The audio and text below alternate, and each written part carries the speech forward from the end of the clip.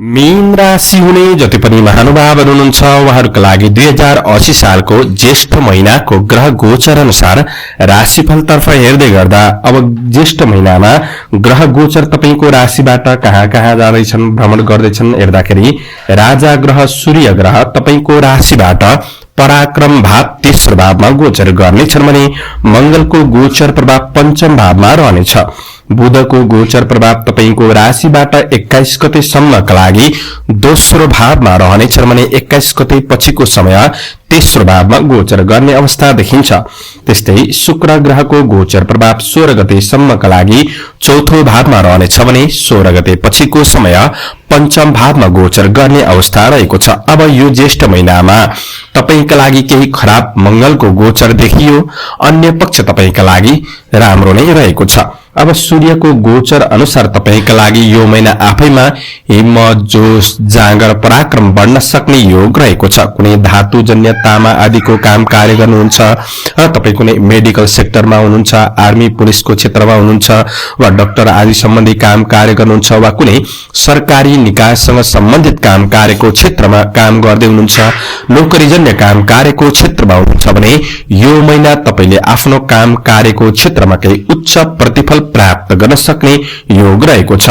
अब मंगलको गोचर अनुसार तपाईका लागि प्राविधिक आईटी क्षेत्रका काम कार्यको पक्षमा चाहिँ केही संघर्ष भने रहन सक्छ। बुधको गोचर प्रभाव अत्यन्त राम्रो नै रहेको छ, त्यसैले बैंकिङ वाणिज्य सम्बन्धी पत्रकारिता सम्पादन आदि क्षेत्रमा तपाई आबद्ध रहेर काम कार्य गर्दै हुनुहुन्छ वा अध्ययन अध्यापनको क्षेत्रमा हुनुहुन्छ भने त्यस्ता क्षेत्रबाट पनि विशेष लाभ प्राप्त गर्न सक्ने योग रहेको छ। शुक्रको गोचर प्रभाव पनि सकारात्मक रहनेछ। मीडिया मनोरञ्जन आदिको क्षेत्र, सृजनात्मक काम कार्यको क्षेत्र, क्रिएटिभ काम कार्यको क्षेत्रबाट विशेष लाभ प्राप्त गर्न सक्ने योग रहेको छ। अब समग्रमा यो महिना कार्यक्षेत्रका दृष्टिले तपाईका लागि शुभ फलदायी समय बन्नेछ।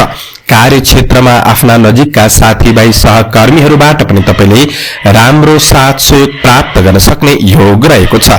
आफ्नो काम कार्यको सिलसिलामा प्रतिष्ठित व्यक्तिहरूसँग नजिक हुने अवसर पनि तपाईले प्राप्त गर्न सक्नुहुनेछ भने नयाँ नयाँ अवसरहरूबाट लाभ लिन सक्ने वा केही दीर्घकालीन कार्यक्षेत्रमा योजनाहरू पनि बन्न सक्नेछन्।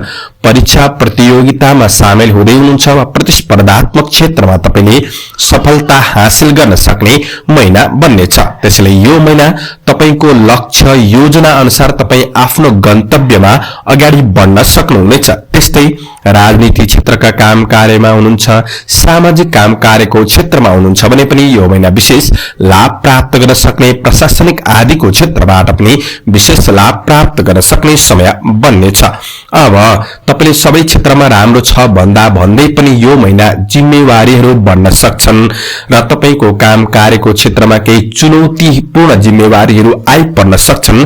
तर चुनौतीपूर्ण जिम्मेवारी आइपरे तापनि तपाईले सहज रूपमा व्यवस्थापन गर्दै बढ्न सक्नुहुनेछ र सफलता प्राप्त गर्न सक्नुहुनेछ।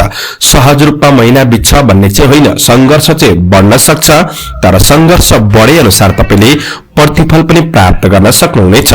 शत्रु पक्षलाई पराजित गरेर अगाडि बढ्न सक्ने योग हो भने कृषि पशुधन आदिको क्षेत्रबाट लाभ प्राप्त गर्न सक्नुहुनेछ।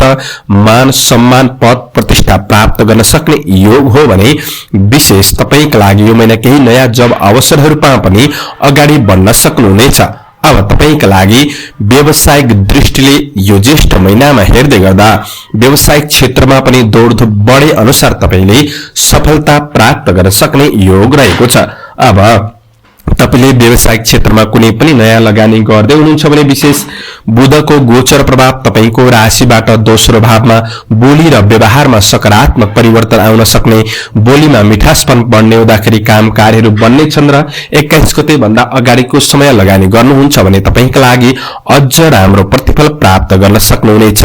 दीर्घकालीन लगानी गर्दा तपाईले राम्रो लाभ उठाउन सक्नुहुनेछ। त्यसैले व्यावसायिक दृष्टिले पनि तपाईका लागि यो महिना त्यस्तो खराब छैन, सकारात्मक नै देखिन्छ। अब आर्थिक आय आर्जनका दृष्टिले हेर्दै गर्दा तपाईका लागि यो महिना बुधको गोचर प्रभाव अत्यन्त राम्रो रहेको छ र शुक्रको गोचर प्रभाव, दुवै गोचर प्रभाव राम्रो रहेको हुँदाखेरि आर्थिक उन्नति प्रगति गर्ने महिना बन्नेछ। आय आर्जन पक्ष सकारात्मक रूपमा अगाडि बढ्न सक्ने योग रहेको छ।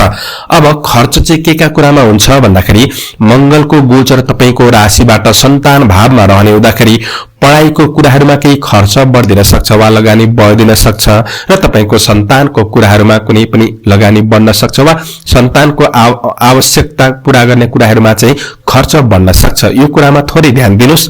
अन्य पक्ष तपाईका लागि त्यस्तो नकारात्मक असर छैन र तपाईको कुनै पनि अधुरै रहेका कारोबारका कुराहरूलाई पनि मिलाएर अगाडि बढ्न सक्ने, आर्थिक रूपमा तपाईले केही सन्तोषजनक सास फेर्न सक्ने महिना पनि बन्नेछ। पुराना कारोबारका कुराहरूलाई मिलाएर अगाडि बढ्न सक्ने योग रहेको छ। आय आर्जनको कुराहरूमा आफूले पनि नयाँ स्रोतको खोजी गर्दै बन्ने कोसिस गर्नुस्।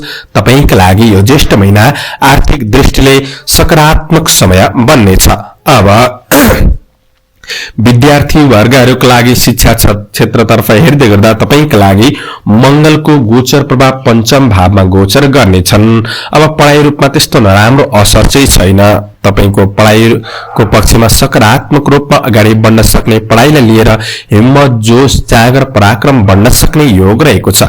शिक्षामा मनोबल बढ्न सक्ने योग पनि हो। प्राविधिक क्षेत्रमा पढाइ गर्नुहुन्छ वा तपाई कुनै म्यानेजमेन्ट सम्बन्धी पढाइ गर्नुहुन्छ, यी सबै क्षेत्रमा हुनेहरूका लागि यो महिना पढाइका दृष्टिले सकारात्मक समय बन्नेछ र तपाईको बढी एनर्जी पनि पढाइको क्षेत्रमा नै खर्च हुने योग रहेको छ। अब तपाई कुनै परीक्षा प्रतियोगितामा सामेल हुँदै हुनुहुन्छ भने चाहिँ तपाईले 21 गते भन्दा अगाडिको दिनहरूमा विशेष शुभ दिनहरूलाई पारेर परीक्षा प्रतियोगितामा सामेल हुँदा तपाईले सकारात्मक रिजल्ट प्राप्त गर्न सक्नुहुनेछ। त्यसैले पढाइका दृष्टिले पनि तपाईका लागि यो महिना उत्तम नै रहनेछ। अब स्वास्थ्य क्षेत्रका दृष्टिले हेर्दै गर्दाखेरि तपाईका लागि स्वास्थ्यमा त्यस्तो ठूलो नकारात्मक असर छैन। सूर्य बुध शुक्रको गोचर प्रभाव राम्रो रहेको छ। हिम्मत जोश जागर पराक्रम बढ्न सक्ने योग रहेको छ। अब स्वास्थ्य क्षेत्रका दृष्टिले तपाईलाई के कुरामा तनाव दिन सक्छ भन्दाखेरि चाहिँ सन्तानको स्वास्थ्यलाई लिएर सामान्य पेट विकार सम्बन्धी समस्याहरू रहन सक्छन् वा सन्तानको स्वास्थ्यले गर्दाखेरि सामान्य तनावहरू चाहिँ झेल्नु पर्ने अवस्था आइपर्न सक्छ। त्यो कुरामा चाहिँ थोरै सतर्क रहेर बन्ने कोसिस गर्दा नै तपाईका लागि राम्रो हुनेछ। अब पारिवारिक सम्बन्धका दृष्टिले हेर्दै गर्दा तपाईका लागि यो महिना तपाईको पिताबाट तपाईले साथ सहयोग प्राप्त गर्न सक्नुहुनेछ। अग्रज व्यक्तित्वहरूबाट पनि राम्रो हौसला प्राप्त गर्न सक्ने योग रहेको छ।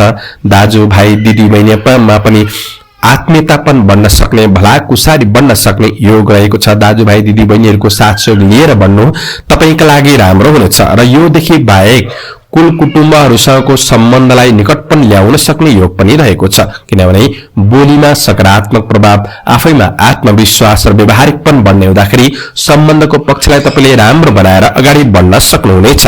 त्यसैले पारिवारिक जीवनका दृष्टिले यो ज्येष्ठ महिना तपाईका लागि सकारात्मक बन्नेछ। प्रेम र वैवाहिक सम्बन्धको पक्षमा प्रेम सम्बन्धमा चाहिँ यो मंगलको गोचर प्रभावले गर्दाखेरि केही ईगो सम्बन्धी समस्याहरू आउन सक्छन् कि भावनात्मक कुराहरू नमिल्न सक्छन् कि यी कुराहरूमा बढी सतर्क रहेर बढ्ने कोसिस गर्नुहोला। र वैवाहिक सम्बन्धका दृष्टिले त तपाईका लागि यो महिना सकारात्मक नै रहनेछ। एकअर्कामा सहयोगी भएर एकअर्काको समस्याहरूलाई बुझेर बढ्न सक्ने योग रहेको छ। अब यात्राका दृष्टिले तपाईका लागि यो महिना हेर्दै गर्दाखेरि सूर्यको गोचर प्रभाव तेस्रो भावमा हुँदाखेरि केही ट्रान्सफर हुन सक्ने योग रहेको छ। अर्को कुरा कार्य र व्यापार व्यवसायका दृष्टिले तपाईका लागि छोटो दूरीको यात्रा चाहिँ अधिक मात्रामा हुन सक्ने योग पनि रहेको छ। यात्राका दृष्टिले तपाईका लागि सकारात्मक छ। लामो दूरीका यात्राका लागि तपाईले थोरै प्रयास गरेर अगाडि बढ्नु नै राम्रो हुनेछ। अब तपाईका लागि यो महिनामा कुन कुन दिन चन्द्र गोचर अनुसार नराम्रा छन् हेर्दाखेरि 8 गते 9 गते 18 गते 19 गते 26 गते 27 गते र 28 गते यी दिनहरू राम्रो छैन। थोरै सतर्क रहनु होला। यो महिनाका लागि शुभ अङ्क 4 अङ्क र 9 अङ्क रहेको छ। शुभ रङ सेतो रातो रङ रहेको छ। कुनै शुभ कार्य वा महत्त्वपूर्ण यात्रामा जाँदै हुनुहुन्छ भने ओम आदित्याय नमः यो मन्त्रको जप गर्दै कार्य गर्दा अधिक मात्रामा लाभ प्राप्त गर्न सक्नुहुनेछ। यो ज्येष्ठ महिना तपाईको राम्रो बितोस्, सम्झन योग्य बनोस्, यही शुभकामना प्रदान गर्दै म प्रस्तोता ज्योतिषी मनोज अधिकारी आजको प्रस्तुतिबाट बिदा लिन चाहन्छु। जय श्री हरि, जय श्री कृष्ण।